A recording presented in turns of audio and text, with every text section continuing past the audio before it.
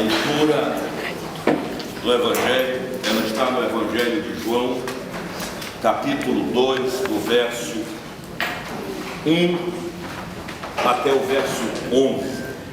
João 2, de 1 a 11. 3 dias depois houve um casamento em Caná da Galileia, achando-se ali a mãe de Jesus. Jesus também foi convidado com seus discípulos para o casamento. Tendo acabado o vinho, a mãe de Jesus lhe disse: eles não têm mais vinho. Mas Jesus lhe disse: mulher, que tenho eu contigo? Ainda não é chegada a minha hora. Então ela falou aos serventes: fazei tudo o que ele vos disser. Estavam ali 6 talhas de pedra que os judeus usavam para as purificações, e cada uma levava 2 ou 3 metretas. Jesus lhes disse: enchei d'água as talhas, e eles as encheram totalmente. Então lhes determinou: tirai agora e levai ao mestre-sala. Eles o fizeram. Tendo o mestre-sala provado a água transformada em vinho, não sabendo de onde viera, se bem que o sabiam os serventes que haviam tirado a água, chamou o noivo e lhe disse: todos costumam pôr primeiro o bom vinho, e quando já beberam fartamente, servem o inferior. Tu, porém, guardaste o bom vinho até agora. Com este deu Jesus princípio a seus sinais em Caná da Galileia, manifestou a sua glória e os seus discípulos creram nele. Este é o Evangelho do nosso Senhor Jesus Cristo. Louvado seja o Cristo. Podem sentar. Aqui em Caná da Galileia, se mais para a direita ou mais para a esquerda, pouco importa, o Senhor Jesus deu início ao ministério terreno dele. Foi aqui que tudo começou. E eu fico muito feliz porque começou numa festa. Começou com alegria. Começou com um contágio da alegria de um casamento. Mas a Bíblia narra tudo isso dizendo o seguinte: que a festa ia bem, rolava, todo mundo alegre, quando subitamente alguém chega junto do mestre de cerimônias, do cerimonialista, e comunica que, lamentavelmente, o vinho acabou. O vinho acabou, a festa entraria em declínio e possivelmente acabaria mais cedo do que deveria acabar. É nessa hora que alguém corre a Maria para conversar com ela, para expor o problema. Ela dirige-se ao Senhor. Ele responde dizendo: ainda não é chegada a minha hora, óbvio, porque a hora chegaria um pouco mais adiante. E ela então, numa expressão de sabedoria, ela diz aos cerimonialistas: façam do jeitinho que ele disser. Se vocês fizerem como ele disser, vai dar tudo certo. Se vocês agirem como ele orientar, vai funcionar direitinho. Então Jesus entra em ação e pede que tragam as talhas que são usadas nos rituais de purificação. Elas são trazidas, ele manda que elas sejam cheias de água. O mestre de cerimônias estranha, observa, aliás, os ajudantes, que o problema não é água, o problema é vinho, mas são instados a obedecerem, e logo depois, sem nenhuma palavra mágica, sem nenhum tipo de qualquer coisa que inspire misticismos, o Senhor diz que eles levassem as talhas ao mestre de cerimônias, e chegando lá, ele constata que as talhas estão cheias de vinho. As pessoas começam a beber do vinho e fazem o seguinte comentário: geralmente se coloca primeiro o vinho ruim, Quando as pessoas já estão fartas de beber, isso é, já não discernem muito bem o que é bom e o que é ruim, aí colocam o vinho de qualquer qualidade, primeiro o bom, depois o de qualquer qualidade, porque daí para frente o que entrar, eles vão gostar. Mas o comentário é o seguinte: você colocou, fez o contrário, deixou o melhor vinho para o final. E diz a Bíblia: com este deu Jesus início ao seu ministério, aos sinais. Aqui foi o primeiro milagre operado por Jesus na terra, foi aqui em Caná da Galileia. Algumas coisas precisam ser vistas aí para a nossa edificação. Primeiro, o fato dele começar o ministério num casamento, mostrando o valor do casamento, o valor da família. Quando eu celebro o casamento, eu digo sempre isso: família não é invenção humana, família é criação de Deus. Família não é fruto de religião, de ideologia, de cultura, de qualquer engenharia social. Família nasce como projeto de Deus e de um diagnóstico de Deus. Quando Deus afirma em Gênesis 2:18 o seguinte: não é bom que o homem esteja só. Ele percebe que é doentio, patológico, e como Deus não é Deus de diagnóstico sem solução, ele providencia a solução criando a mulher. E eu sempre afirmo que muita coisa já foi dita sobre a criação da mulher: poemas, filmes, musicais, peças teatrais, sinfonias extraordinárias. Mas para mim ninguém falou como falou Santo Agostinho, bispo de Hipona. Santo Agostinho disse o seguinte: Deus não criou a mulher da cabeça do homem para que não viesse a dominá-lo, embora haja. Não a tirou dos pés para não ser por ele pisada. E diz Agostinho, no misto de poesia, filosofia e teologia: Deus a tirou do lado para ser companheira. Deus a tirou debaixo do braço para ser amparada. E Deus a tirou de perto do coração para ser amada. Nasce aí o casamento. E o primeiro casamento não tinha confissão de fé, teologia, dogma, doutrina, nada disso. O que mostra que o casamento não é patrimônio de um credo, de uma religião. É uma bênção de Deus para a humanidade. Também não havia ordem jurídica, legislação, normas. O que mostra que não é o casamento patrimônio de um Estado, de uma ordem jurídica, de uma legislação específica, é bênção de Deus para a humanidade. O componente fundamental e indispensável do casamento é um só: o amor. Sem amor não há casamento. Pode haver acasalamento e há muito. Para haver casamento precisa haver amor. Amor nas três dimensões que a língua grega dá: o amor eros, amor de corpos, vida conjugal. Deixará o homem pai e mãe, iniciar a sua mulher, e serão os dois uma só carne. Não é uma só energia, um só espírito. Não é uma união esotérica, é união de corpos. Serão um só. É o amor filéu filii, que é o amor do companheirismo, da parceria, da solidariedade, que vê caminhos onde não há caminhos, como disse o Dr. Martin Luther King Jr. Companheiros são aqueles que diante da montanha do desespero abrem um túnel de esperança, disse ele. Esses são os companheiros. Essa é a dimensão das virtudes cristãs, tais como fidelidade, mansidão, domínio próprio, longanimidade, benignidade, bondade e perdão. Porque o perdão viabiliza o relacionamento. Como disse Ariovaldo Ramos há poucos dias, a gente casa por amor e mantém por perdão. É o exercício do perdão que oxigena, que destrava e que permite a caminhada do casamento. É a dimensão da comunicação. Casal que não conversa corre risco. Há 2 anos eu fiz um casamento do filho de um general lá no Rio de Janeiro, no Forte de Copacabana, e quando acabamos a cerimônia, alguns vieram conversar comigo, e um deles me disse: o senhor sabia que não há na história das guerras nenhum registro de um exército ser derrotado por falta de munição? E eu disse: não sabia.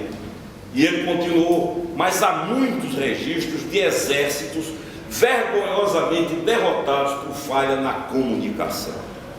E me disse aquele general: é por isso que numa operação de guerra, um dos primeiros objetivos é aniquilar, destruir as comunicações do inimigo.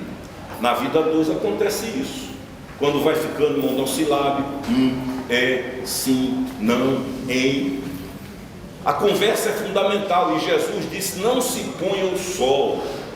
Ele era judeu, falou uma linguagem judaica. O que ele disse foi o seguinte: não deixe para amanhã, converse hoje, entenda-se hoje, porque a sucessão de dias acumula mágoa, caleja, tira a sensibilidade.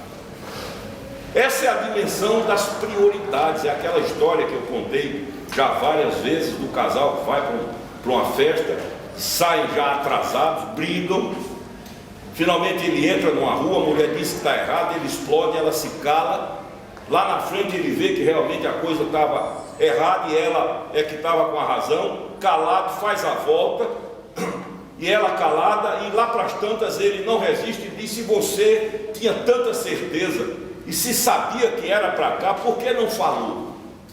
E ela disse assim: porque eu aprendi na minha vida que eu prefiro ser feliz do que ter razão. Há muito casamento destruído pela prioridade da razão, a razão que descansa sobre o orgulho. Eu não abro mão de ter razão. Então essa dimensão nos ensina a priorizar a felicidade. Afinal, o que é que você quer? Ser feliz ou ter razão?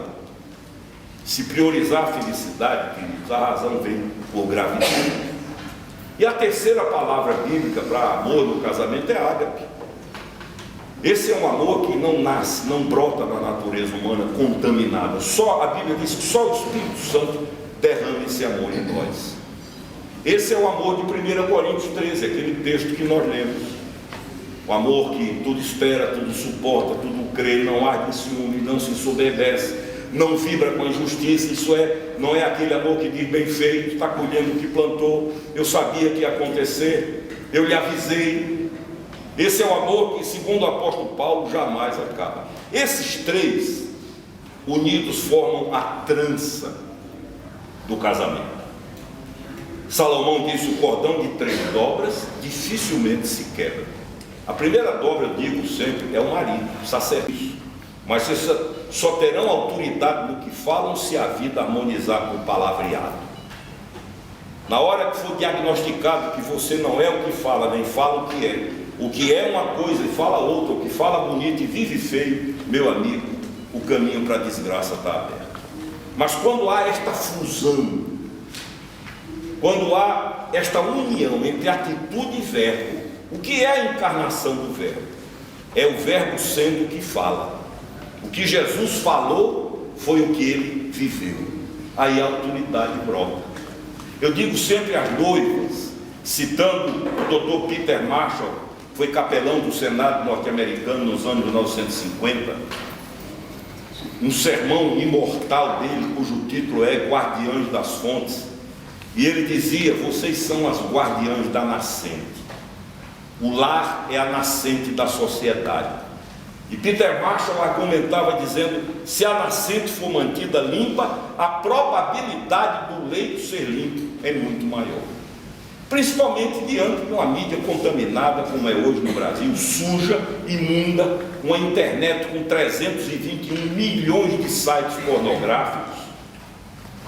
Compete à esposa ser também, principalmente, a vigilante, a guardiã dos valores e princípios da fé. E a terceira dobra tem nome, é Jesus de Nazaré. Quando essas 3 dobras se unem, a probabilidade de funcionamento é muito maior. Então, a primeira coisa que essa experiência aqui em Caná nos ensina, qual é? Outra vez a obediência. Façam como ele disser, por mais estranho que pareça. Eu sei que o que vocês querem é vinho, não é água, mas se ele mandar botar pedra, bota em pedra. Se ele mandar botar serragem, bota em serragem. Maria disse: façam como ele disser. De modo que na nossa vida nós temos que aprender a fazer como ele diz, e o milagre vai acontecer. A segunda grande lição desse texto, para mim, é que ele começa o seu ministério transformando água em vinho. E vocês lembram qual foi o último milagre dele já na cruz? Foi transformar um ladrão num santo. Então ele começa transformando e termina transformando. O que nos ensina que ele veio para transformar, para mudar, para alterar. E a terceira e última lição, muito preciosa, é que com Jesus o segundo vinho é melhor do que o primeiro. O último vinho é melhor do que o primeiro. Eu tenho insistido lá na reconciliação e dito: com Jesus a terça é melhor do que a segunda, a quarta é melhor do que a terça, 2014 vai ser melhor do que 2013, 2015 vai ser melhor do que 2014. Com ele o futuro é melhor do que o dia de hoje. Foi isso que o cerimonialista disse. Como é que pode? Que foi que houve? Geralmente se deixa o melhor para o fim. Você botou o melhor no início, você botou o pior no início, o melhor para o fim. Você inverteu. Geralmente se dá o mais caro logo, porque a turma começa a viajar, e aí você bota qualquer coisa, eles engolem. É porque a vida com Deus, o fim ainda é melhor do que o começo. Então nós estamos aqui nesse lugar emblemático e nós vamos renovar os votos. Eu pedi a Pompeu e a Cris para ficarem aqui, porque nós consideramos Reverendo Pompeu e Cristiane e os filhos como uma família modelo, exemplar da fé cristã. Muitas vezes na vida Carmen me diz isso: a sobriedade, a moderação, a sabedoria, o amor que os une. Nós acompanhamos esse casal querido desde que chegamos à cidade do Recife, e já várias vezes comentamos, eu e Carmen, um com o outro, e Carmen diz: eles são modelo para a nossa vida, eles são exemplo para a nossa vida. E eu quero, em Caná da Galileia, honrar, porque eu conheço o coração de Cristiane e Pompeu e sei que toda a glória eles transferem para o Senhor, mas quero honrá-los como família, num momento difícil da vida familiar, num contexto perigoso e complicado. Que Deus continue abençoando e que essa família continue sendo a mensagem viva que tem sido até hoje. Várias vezes eu e Dom Paulo conversamos sobre a vida familiar desse casal e dos filhos, e louvamos juntos a Deus pela bênção, pelo exemplo que eles têm sido. Por isso eles estão aqui para serem honrados. A outros, é claro, eu o convidei porque ele também é um presbítero, é ex-aluno do Seminário Pentecostal, hoje é reitor de uma paróquia, mas fundamentalmente porque esse é um casamento pedagógico para mim e que seja para todos vocês também. Agora eu vou convidar todos os casais a ficarem em pé. Os casais que vão renovar os votos, eu tenho aqui o certificado, depois nós vamos entregar, e vou pedir que marido e esposa fiquem de frente um para o outro. Tenha na mão uma aliança, coloque no dedo anular esquerdo da esposa e repita comigo, diga assim, diga o nome da sua esposa: fulano, neste instante, neste local, eu renovo os votos feitos aqui, e diante de Deus prometo amar até o fim, ser fiel companheiro. Isso prometo, e o farei com a ajuda de Deus. Amém. Agora as esposas vão colocar no dedo anular esquerdo do marido as alianças e vão dizer comigo, diga o nome do seu marido. João José de Andrade Lima. Neste instante, diante de Deus, eu renovo todos os votos que te fiz um dia, e prometo amar, honrar, ser fiel fiel companheira ser fiel até o fim do meu dia. até o fim do meu dia. Isso prometo. E o farei com a ajuda de Deus. Amém. Pode beijar no Agora olhem para cá. Com a autorização do bispo. Pode beijar. Eu quero ver a performance de vocês. Podem se beijar.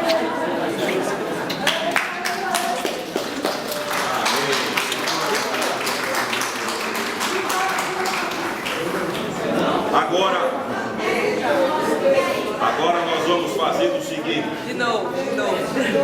Deus do Santos Filho e Cristiane Roberta GF Santos.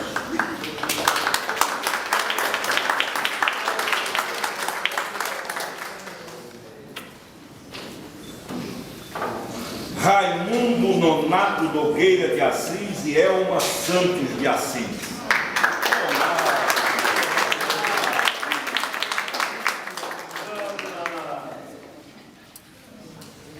Washington Luiz Xavier dos Santos e Dilma de Carvalho Santos. Washington.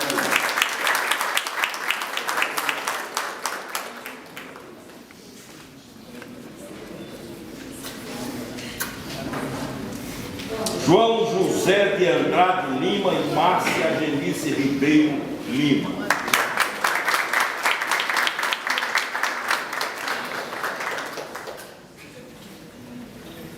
Rubens Sérgio Santana e Patrícia Cavalcante. Rubinho e Patrícia.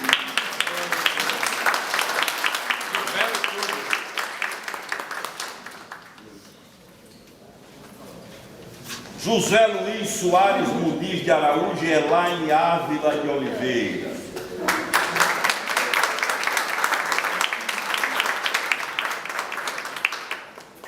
Salomão Carneiro Lira e Janete Oliveira Lira.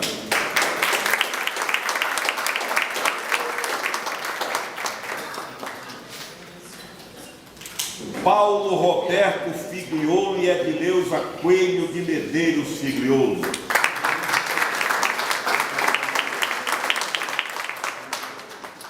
Bento Domingos Ferreira e Luciana Galdino Ferreira.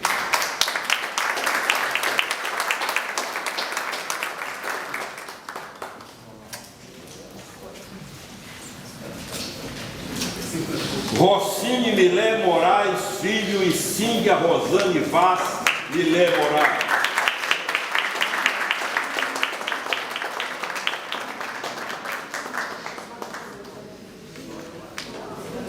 Gesildo Serralva Rodrigues e Maridalva Serralva Rodrigues.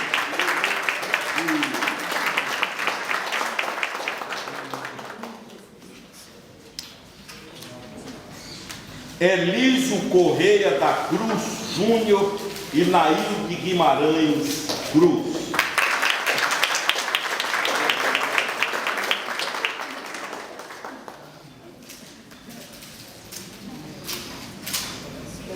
Jalison Irtácides Assis e Natália Diane Assis. Esses dois eu casei há tão pouco tempo.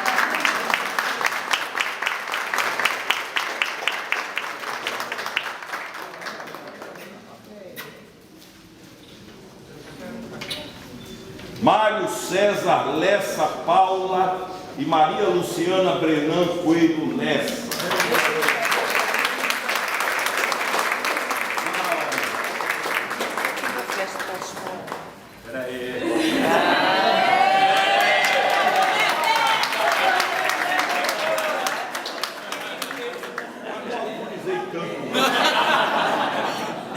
Luiz Otávio de Meira Lins e Andréa Vitória Guimarães Meira Lins.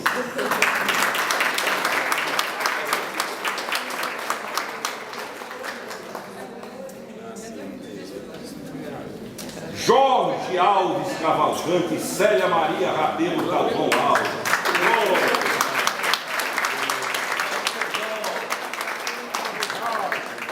Jorge, quase eu deixo para entregar no posto.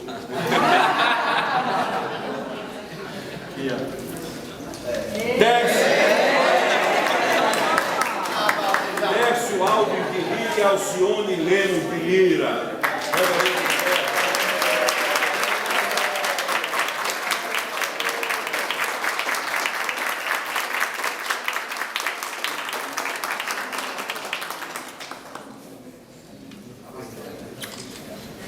Posso beijar?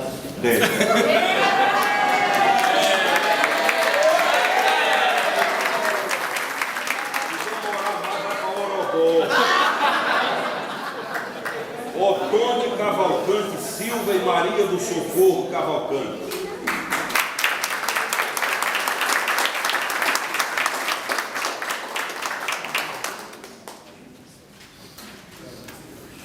Marco Winchester Jurema e Vanessa Porto Ximenes Jurema.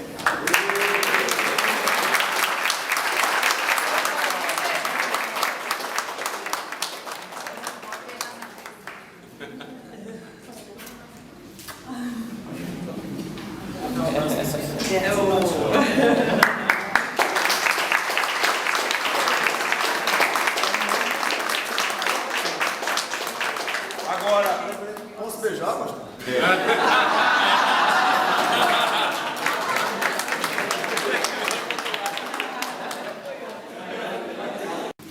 ninguém nasceu para viver só. Aliás, o Senhor diz: não é bom que o homem esteja só. Então,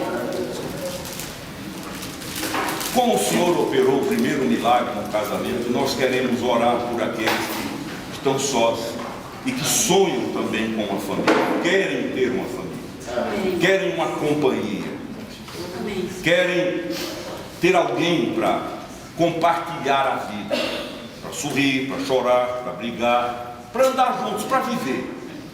Não para viver de fantasia, de ilusões, mas para viver a vida como a vida é.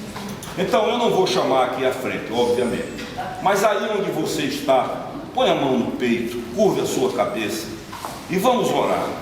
E vamos pedir que, se for a vontade de Deus, quanto antes Ele possa trazer aquela pessoa ideal para a sua vida, para fazer você feliz, para você fazer essa pessoa feliz, porque o segredo do casamento é prioritariamente fazer o outro feliz. Se você fizer o outro feliz, o outro fará você feliz também. Pai, neste local onde houve um milagre de casamento, eu quero entregar ao Senhor as vidas que agora estão pedindo esse milagre também.